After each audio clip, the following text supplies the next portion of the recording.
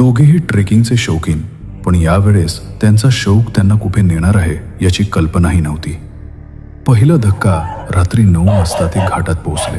पावसाचे थेंब टपाटप पडायला सुरुवात झाली. फोनला नेटवर्क नव्हते. एकच रस्ता दिसत होता, जुना वाडा. मोहित घाबरत म्हणाला, इकडे काहीतरी चुकतंय रोहन, आवाज येतोय तुला? तितक्यात झाडांच्या सावलीतून फुसफुसण्याचा आवाज आला. इकडे या, जवळ या. रोहनला वाटलं पावसाचा आवाज असेल, पण मोहितच्या चेहऱ्यावर भीती स्पष्ट दिसत होती. पण पाऊस वाढत असल्यानं ते वाड्यात आसरा घेण्याशिवाय पर्याय नव्हता.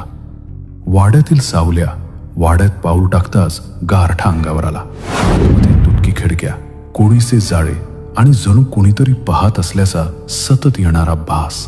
भिंतीवर जुन्या काळातील एका स्त्रीचं कृष्णधवल चित्र होतं. तिचे डोळे धूसर पण विचित्रपणे जिवंत वाटत होते. मोहित कुजबुजला, हीच ना, गावकरी सांगतात ती यमिनी. यमिनी, जुनी वाड्याची मालकीण. तिच्या मृत्यूबद्दल वेगवेगळ्या अफवा. कोणी म्हणायचं ती जादूटोणा करायची, कोणी म्हणायचं ती शापित होती. अचानक वारा सुटला आणि वाड्याचे दरवाजे आपटून झाले. दोघेही दचकलो. चौकट ओलांडू नका. हॉलच्या मधोमध जमिनीवर लाल रंगानं काढलेला एक मोठा गोल दिसला. त्या गोलाच्या भोवती काही विचित्र चिन्हे होती. रोहननं टॉर्च लावली तेव्हा गोलाजवळ एक ओळ दिसली.